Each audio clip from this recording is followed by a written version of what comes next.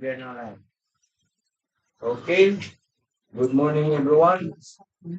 We are again present here today for the pre-conference for civil works under invitation to be number 2024 to -009 to conduct.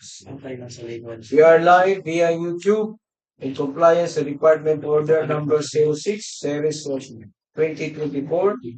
This direct us to stream activities like this for accountability and transparency of procurement processes. Before we proceed, may we request the Secretariat to please acknowledge those who are present here today. Thank you, Mr. Chair. Good morning, everyone. Our attendees for today's activity, Private Conference for Civil Work, for 2nd District Engineering Office, we have here the block members, starting with our chairperson, Engineer Edwin L. Jacob. Present. Vice Chairperson, Engineer Lorna B. Rubin. Present. Regular Member, Engineer Leslie T. Gudito. Present. Provisional Member, Engineer Jeffrey C. Salmon. Present. From the back secretariat headed by Engineer Edwin T. Pascual Jr. Present. Back secretariat member, we have Ms. Verly D. Ligarde. Present. From the back PWG headed by Engineer Jeffrey M. Eliseo. Present. PWG members, we have Engineer Ernesto D. Tero Jr., Present. Engineer Maylando M. Apolinaria, Present. Engineer Dave Herschel G. Pallen, Present. and Engineer Arlie Anthony A. Derek. Present. From the Planning and Design section, we have Engineer Sweetie Faye S. Aiko. And we would also like to welcome our viewers via YouTube. Good morning and welcome. That would be all, Mr. Chair. Okay. Thank you. Says with the majority of back members present, I hereby declare a quorum and call this meeting in order. We have the basic agenda for this activity. 1A, basic contract data. 1B, requirements of bidding documents. 1C, documents to be submitted by the bidders. C1, technical component of the bid. C2, financial component of the bid. 1D, criteria and procedure of eligibility check. And 2, questions, comments from bidders and replies of back and other representatives of procuring entity. 3, other matters to start policy against violation of section 69.1.I of the IR of RA 9184. And number 4, summary of proceedings, including supplemental bid bulletin to be issued. Okay. Any motion to adopt this said agenda? I move to adopt the present agenda. Okay. It has been moved by Engineer Dorito and seconded by Engineer Rubin, and with no objection, the motion to adopt this agenda is hereby approved. First order in business is the explanation of basic contract data.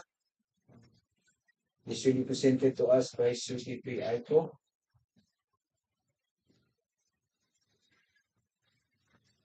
Good morning to all. For the first project, Preventive Maintenance of Road, Asphalt Overlay, Benigno S. Aquino Jr. National Highway, K1414 plus 800 to K1417 plus 000, K1419 plus 385 to K1422 plus 204, and K1425 plus 000 to K1425 plus 291. Contract ID number 24LI0054. Location Montevista, Compostela, Davao de Oro. Scope of works asphalt overlay 50 mm thickness. Lane 1, Lane 2, Lane 5, and Lane 6 for kilometer 1414 plus 800 to kilometer 1415 plus 311 as per RBA. K1414 plus 800 to K1415 plus 311 with a total length of 511 meters as per plan.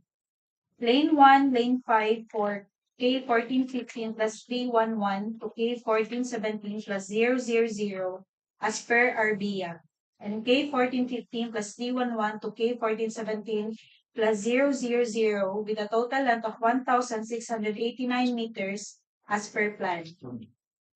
Lane 2 and Lane 5 for K1419 plus 385 to K1422 plus 204 as per RBIA.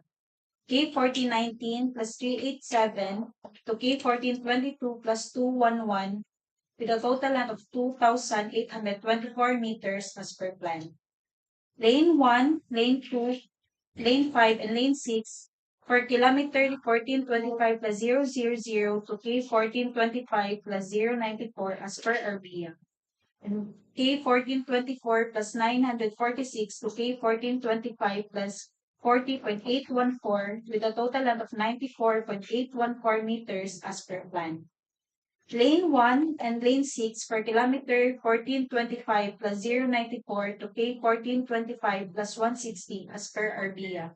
And K1425 plus 40.814 to K1425 plus 105.750 with a total of 36 meters as per plan. Lane 1, Lane 2, Lane 5, and Lane 6 for K1425 plus 160 to K1425 plus 291 as per RBIA, and K1425 plus 105.75 to K1425 plus 237 with a total length of 131.25 meters as per plan. Application of concrete joint sealant. Application of reflectorized thermoplastic pavement markings. Approved budget for the contract. 96,499,125.60 pesos. Source of fund. FY 2024 GAA 001. Contract duration. 173 calendar days, including 42 unworkable days. Size range. Medium A. License category. B. Cost of bid documents. 50,000 pesos. For the second project with the contract name, Preventive Maintenance of Road, Asphalt Overlay, Montevista to Dinas Road, K1413 plus 000 to K1416 plus 000, K1429 plus 406 to K1431 plus 541. Contract ID number 24LI0055. Location Montevista, Davao de Oro. Scope of works. Asphalt overlay. 50 mm thickness. Lane 1, Lane 2, Lane 3, and Lane 4 for kilometer 1413 plus 000 to kilometer 1414 plus 189 as per kilometer 1412 plus 999 to kilometer 1414 plus 189 with a total of 1,190 meters per Lane 2 and Lane 3 for K1414 plus 189 to K1415 plus 541 as per RBIA. K1414 plus 189 to K1415 plus 489, the total of 1,300 meters as per plan. Lane 1 and Lane 2 for kilometer 1415 plus 541 to kilometer 1416 plus 000 as per RBIA, and K1415 plus 489 to K1415 plus 887 with a total of 398 meters as per plan. Lane 1 and Lane 2 for kilometer 1429 plus 406 to K1431 plus 541 as per RBIA. K1428 plus 741 to K1430 plus 859 with a total length of 2,118 meters as per plan. Application of concrete joint sealant. Application of reflectorized thermoplastic pavement markings. Approved budget for the contract. 96,498,059.98 pesos. Source of fund. FY 2024 GAA 001. Contract duration. 173 calendar days, including 42 unworkable days. Size range. Medium A. License category B. Cost of bid documents 50,000 pesos. Okay, thank you, Engineer CPP Aiko, for your explanation of the projects to be procured by interested bidders. Next, in order of business is the requirements of bidding documents and this will be discussed to us by Engineer Pascual. Good morning, everyone, especially to our live viewers.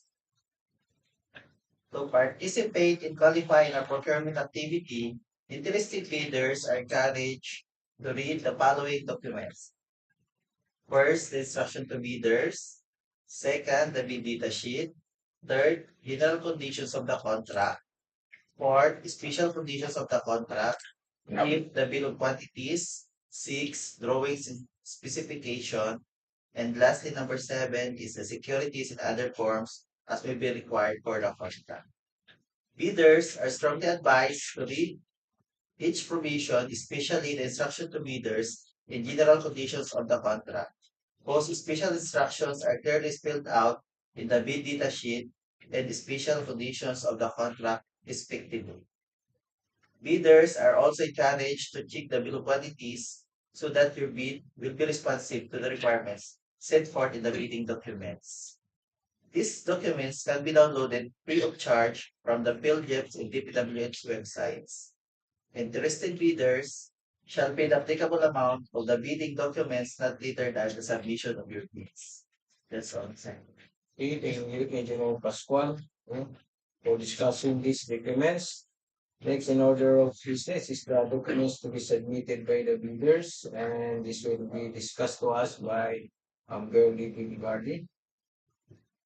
Morning, everyone. Thank you, sir. Following documents should be included by the interested bidders in their bids. The technical component of the bid includes the PhilJEP certificate.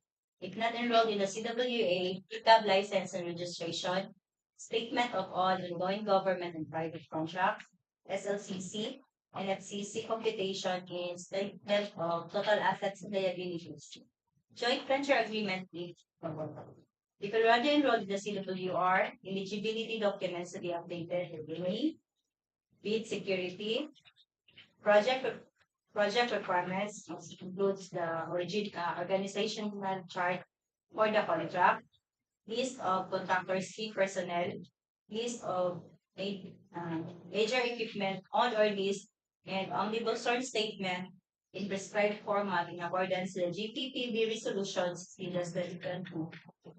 For the financial component of the bid form, bid prices and the bill of quantities, detailed estimates including a summary sheet indicating the unit prices of construction materials, labor rates, and equipment rental used in the coming up with the bid and the cash flow by quarter. Please be reminded that the following documents, the omnibus source statement, bid form, bid security declaration, if you opt to use this type of bid security, should be in the standard format as per guidelines of the GPPB resolution 15-2020. Kindly check the format of the document you are using to avoid being declared non-responsive pursuant for the using of unprescribed format. This document should be submitted using the two-envelope system. Bidders are urged to only fasten the document at the topmost portion instead of hard or soft mounting them. Each document should be airtight appropriately. It should be labeled based on the document submitted or document attached, not on the checklist according to letter checklist. There shall be 3 copies of the document, the original copy, copy 1, and copy 2. Original copies of the technical component of the bid shall be sealed in one envelope, and original copies of the financial component of the bid shall be sealed in another envelope. These envelopes should be labeled as original copy of the technical component and original copy of the financial component. These labeled envelopes shall be then sealed into one envelope and labeled it as original copy of the bid. The same process for the sealing of copies 1 and 2. Lastly, the original copies, copy 1 and copy 2 of the bid shall be sealed into one final envelope and labeled it appropriately as instructed in the bidding documents. Bidders are encouraged to read section 21 of Instruction to Bidders, page 40, fully understand the sealing and markings of the bids. And submit your bids personally here in our office, Davao de Oro 2nd District Engineering Office, temporarily located at Davao de Oro 1st District Engineering Office, and Nabotoran, Davao de Oro. On or before March 19, 2024, 10 a.m. Late bids will not be accepted. You also have the option to submit your bids electronically. The preparation of technical and financial documents of your bids are outlined in the Department Order Number 87, Series of 2020. The sealing and markings of the bids is also outlined on the said DEO and is reiterated on the bid data sheets. Interested bidders are advised to read in case your choice is electronic submission. And submit electronic bids to electronic bids _ Davao de Oro 2 at dpwh.gov.ph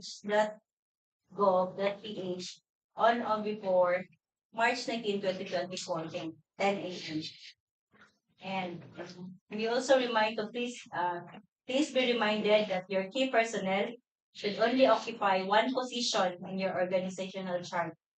The duplications of functions of your key personnel will be a ground for disqualification pursuant to the principle of item number 6 under Department Order number 9, series of 2012.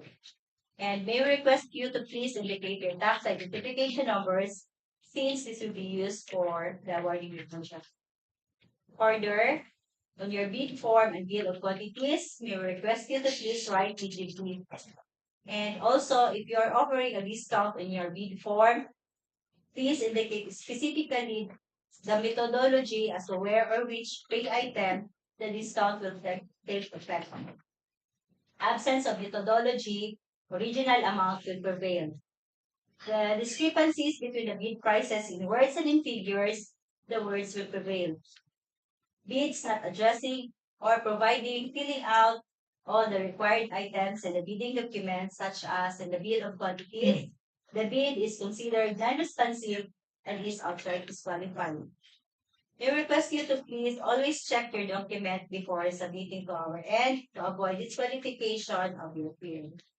That's all, Mr. Chair. Okay, thank you very regarding. Okay. In addition, in detail, the detailed estimates na ini the special indirect cost na mayroong OCM, overhead, contingencies, miscellaneous, and contractor's profit. But was important for lalo na sa construction, you have extra works. And also the bill of quantities. Use Tahuma, hostile yung Tahuma 11, no? Para mabasa mo. Here. And also, we would like to remind the bidders to submit 3 names through email prior to the bidding date. However, only one of these 3 names will be able to enter our premises during the bidding activity. And also encourage na kailangan din mayroong ID, no? Malaman, no? Dapat tawag ang ID. Okay. Next in order of business is the 1D, criteria and procedure for eligibility check, and this will be discussed to us by Preventive PhD. Thank you, sir. Good morning, everyone. Good morning also to our viewers who are watching with us via YouTube live. Morning. The criteria for eligibility check are set forth in Section 23 as the revised IRR of RA 994. All prospective bidders should have an updated Class A legal, technical, and financial documents and Class B documents if applicable. These documents were already discussed a while ago by Ms. Ligarde. So during the opening of bids, the first envelope, which contains the technical component of the bid, will be opened. After opening the first envelope, the back shall simultaneously conduct the electronic eligibility check and preliminary examination of the technical components of the bids. Bidders who are ineligible to participate because of the sole reason that their eligibility documents are not updated shall undergo manual eligibility check based on the submitted eligibility documents. If found to be eligible and at the same time pass the preliminary examination of their technical proposal, their financial proposal will also be open. However, the committee will conduct second electronic eligibility check after updating the eligibility records of the bidder through the contractor's profile application or through Procurement Service Central Office. You'll be reminded that the result of the latest electronic eligibility processing shall prevail over the manual eligibility evaluations. All open financial components of the bid will undergo preliminary examination. This will be a checklist. If passed, the committee will read the bid amount stated in the bid form.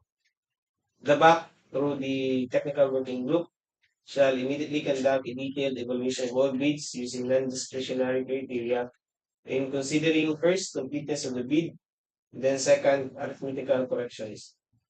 Bids shall then be ranked in ascending order of their total calculated bid prices as evaluated and corrected for computational errors and other bid modifications to identify the lowest calculated bid.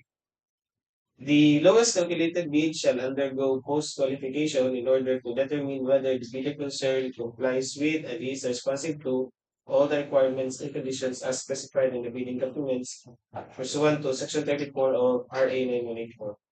So if you are found to be responsive, the bidder will be declared lowest for a single calculated and responsive bid and will be recommended for the award of the contract. Found to be not responsive, the committee will conduct post-qualification to the next lowest calculated bid ranked during the bid evaluation stage. Also, bidders with ongoing contracts should be reminded that the BAC will verify if you have existing delayed contract for Department Order Number 127 Series of 2018. So if you have incurred negative slippage on your projects or currently being imposed with liquidated damages, you should settle these findings before the period of post-qualification ends to avoid post-disqualification of your firm. As to the equipment, the BAC, with the assistance of the technical working group and the equipment verification team, will be strict on the compliance of the equipment as part of post-qualification as per DEO number 127 series of 2018.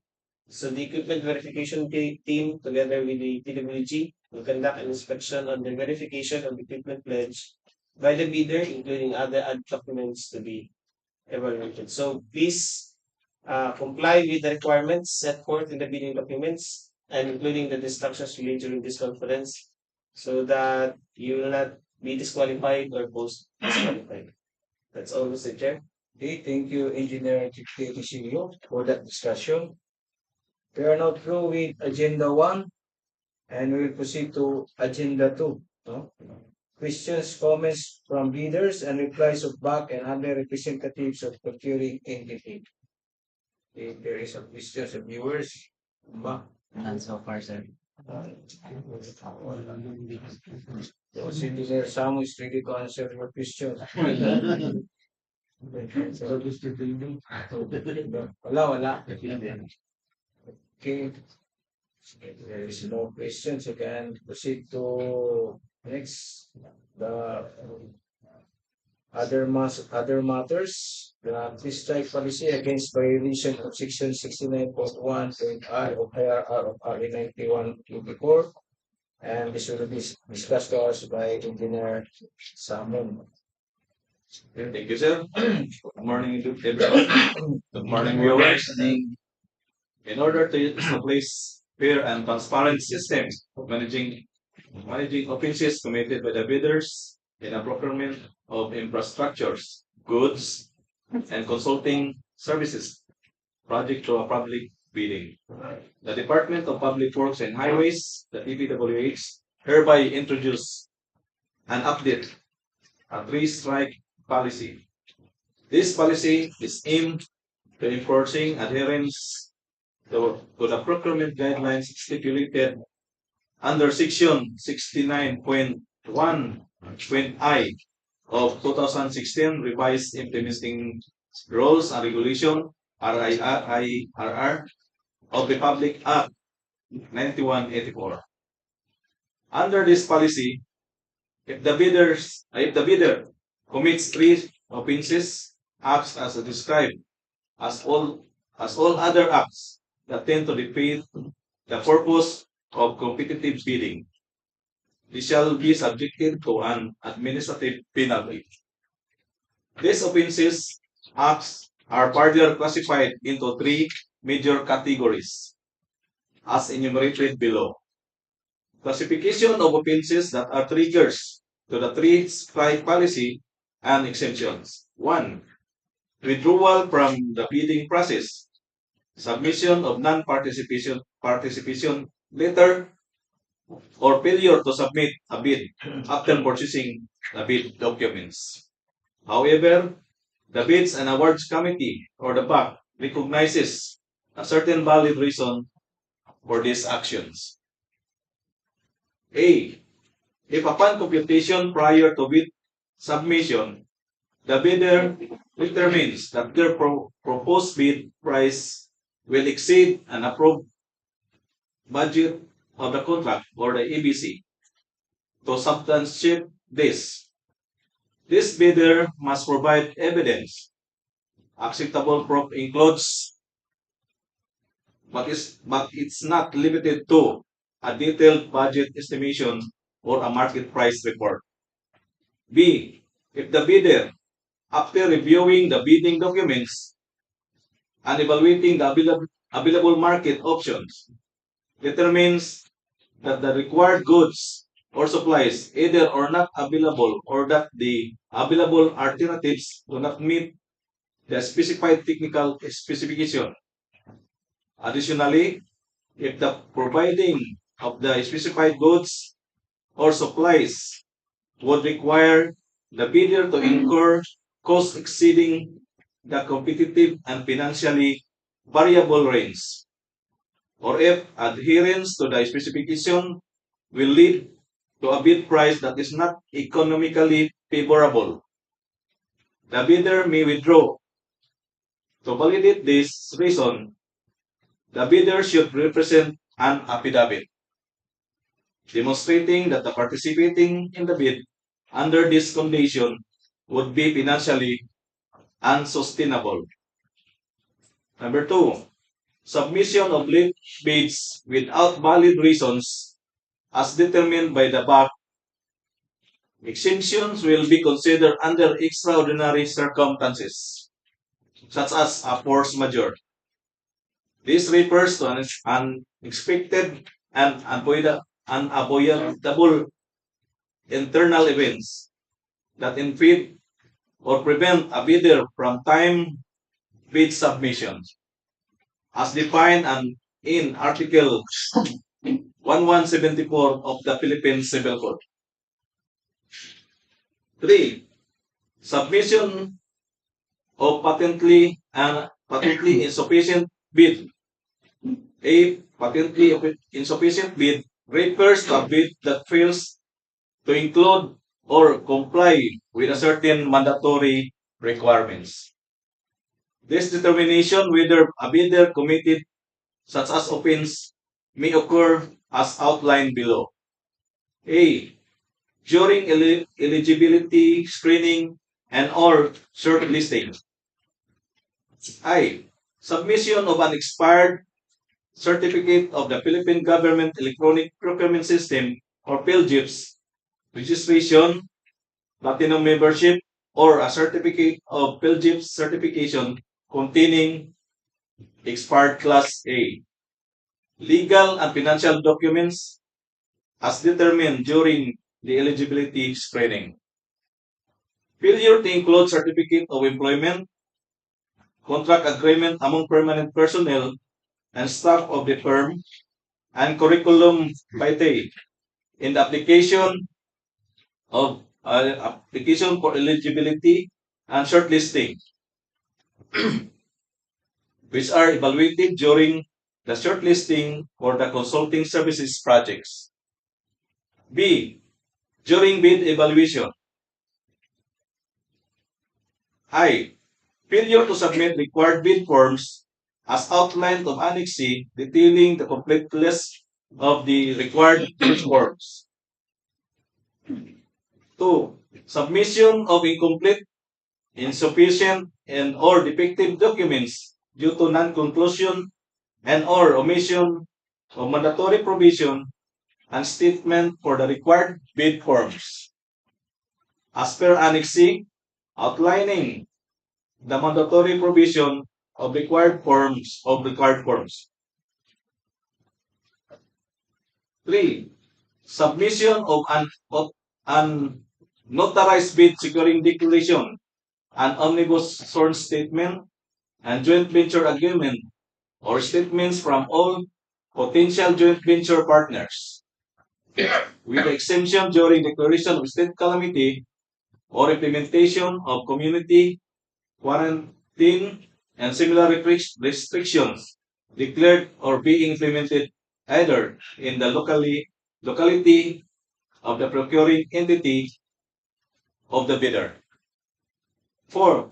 Submission of bid forms, price schedules, bid securing declaration, omnibus sworn statement, and joint venture agreement without the name, legal capacity, and signature of the bidder or its authorized representative. 5. Nomination of key personnel of profession of different from what is required by the bidding documents, or in the case of consulting. Services proposing the key personnel whose educational background is different from that required by the terms of reference. 6.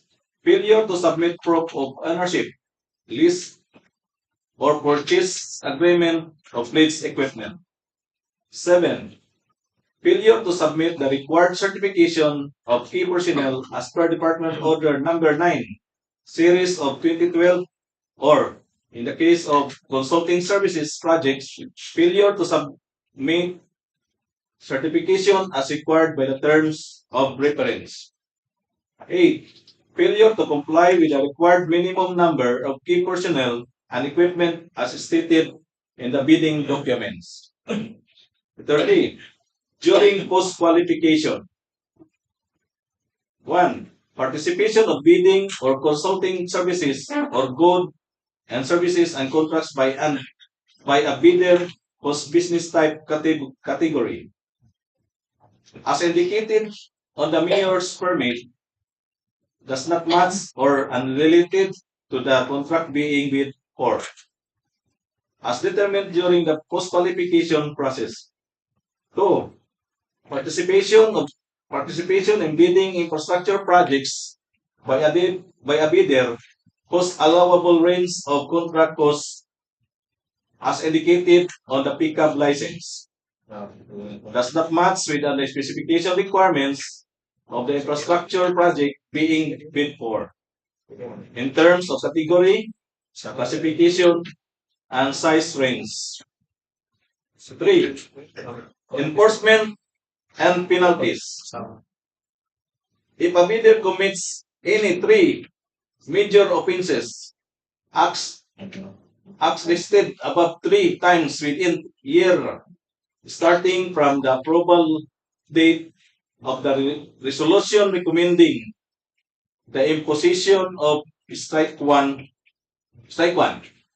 which is first warning, which is counted as 1 day through the 365, and if these 3 offenses of a similar or identical nature, it will trigger the enforcement of the stipulated administrative penalty, suspension from participating in all DPWH procurement activities, and entering into a contract with any DPWH procuring entity.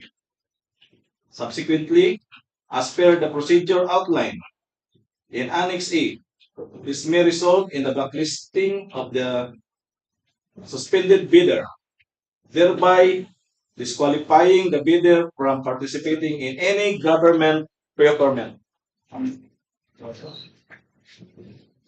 Procurement activities for a period of 1 year.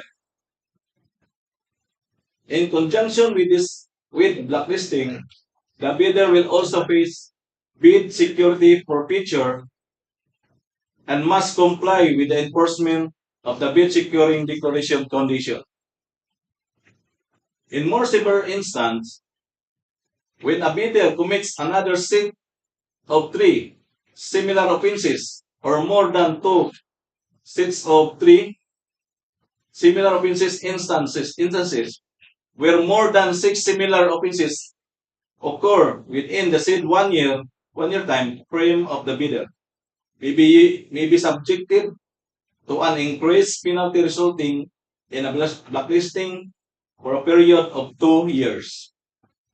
The effective during for the penalty, either 1 or 2 years applicable, will be clearly stipulated in blacklisting order, with the provision that duration of blacklisting shall not exceed a maximum period of 2 years, commencing on the date of blacklisting order is approved and issued by the Secretary. In enforcing these penalties, the Department emphasizes the need for a clear and fair procedures when an offense leading to strike is identified. The erring bidder will be promptly notified by the Bids and Awards Committee and given a chance to explain their action before any final decision is made.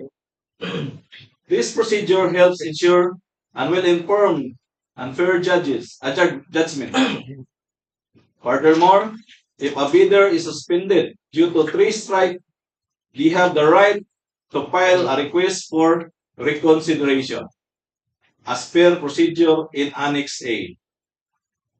This gives these suspended bidders a formal way to challenge the suspension, showcasing the department's commitment due process in enforcing in 3-strike policy. Number 4, due process and implementation. To ensure that due process is upheld across all stages of procurement, from eligibility screening and shortlisting to bid evaluation and post-qualification. It is essential for the BAC and its technical working group to meticulously verify the monthly consolidated strike report on its updated version and its stage of the procurement process. All BACs are tasked with actively monitoring these updates to accurate tracks and infraction committed by bidder. Notably, even if the bidders has accumulated 3 strikes, this alone shall not be ground for ineligibility, disqualification, or post-disqualification until the suspension order is approved by the Secretary and officially posted on the DPWH website. Moreover, if a suspended bidder has filed a request for reconsideration, the awarding of the contract may be deferred until such request is resolved. This approach ensures the integrity and coherence of our procurement system, reflecting our dedication and transparent and fair process for all participants. That's all, Mr. Chair. Okay. Thank you, Chair Samuel. No? Medyo tagal yung 3-strike prospective breeders, no? Para malaman yung information. So, may na kailangan be careful and comply so that to avoid this 3-strike policy.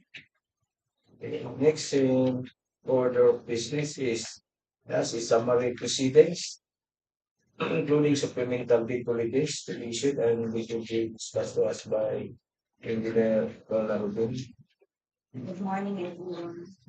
All relevant information were discussed and explained by the resource person. I would like to remind the prospective bidders to visit the DPWH and Jeff's website, especially within the 7 calendar days prior to the deadline of the submission of the bids. For supplemental or bid bulletin to be issued thereat, please also be reminded that the submission of the bids on or before March 19 at 10 a.m.